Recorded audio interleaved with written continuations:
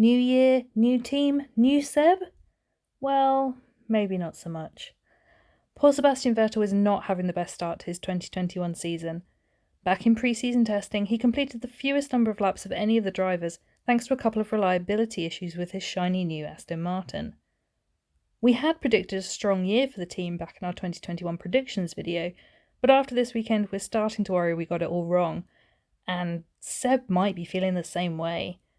The Aston Martin is the only car other than the Mercedes to have opted for a low rake concept, with a flat car body opposed to the high rear all the other teams are sporting. It's becoming clear that the FIA aero restrictions favour a high rake concept, making it harder for Aston Martin and Mercedes to claw back downforce. As a result, Seb is finding himself with a much less competitive car than he or any of us expected. While the free practice sessions in Bahrain weren't terrible, they weren't exactly great either, with Seb finishing just 14th fastest overall at the end of FP2 on the Friday, something that could be justified by the lack of seat time Seb had in testing.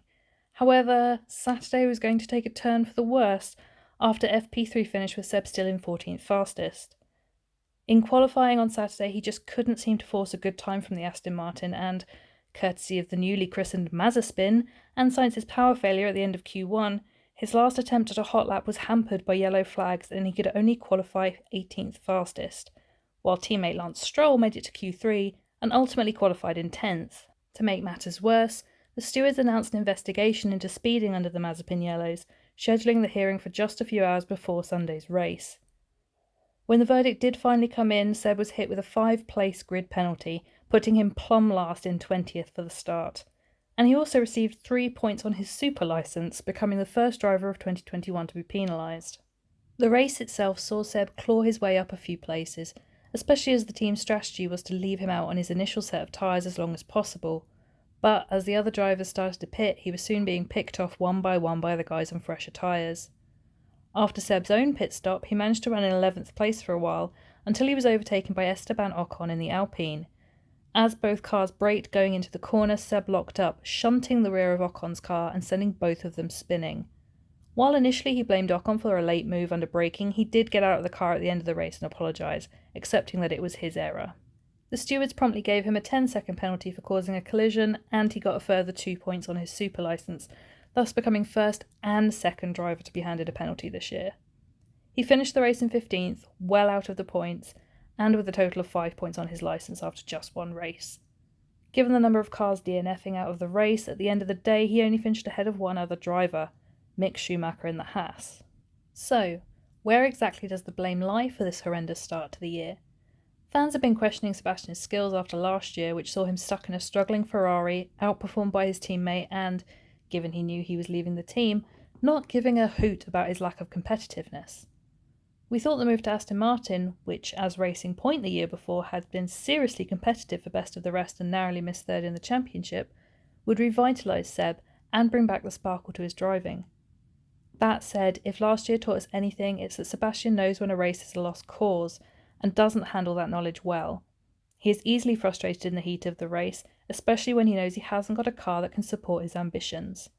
Some might say that his shunt with Ocon was just that, frustration getting the best of him, rather than an honest mistake.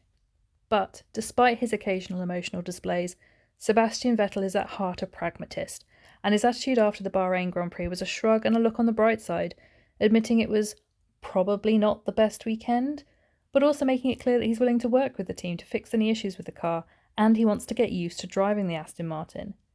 He's writing off the first race as a learning exercise, and looking to improve going forward, and he's also clearly still happy with his choice of team, something that feels extra important after seeing him so churlish in his last days at Ferrari, and how gleeful he was to be leaving them in the behind-the-scenes footage caught in Drive to Survive. We won't know what this disaster of a weekend really means until the Imola Grand Prix, an agonising 3 weeks wait. If Lance Stroll, a driver who has solid skills but who hasn't thus far shown any flair in Formula 1, can drag a subpar Aston Martin into the points, Seb should be able to do more with it. And hopefully more time getting used to the car will do the trick.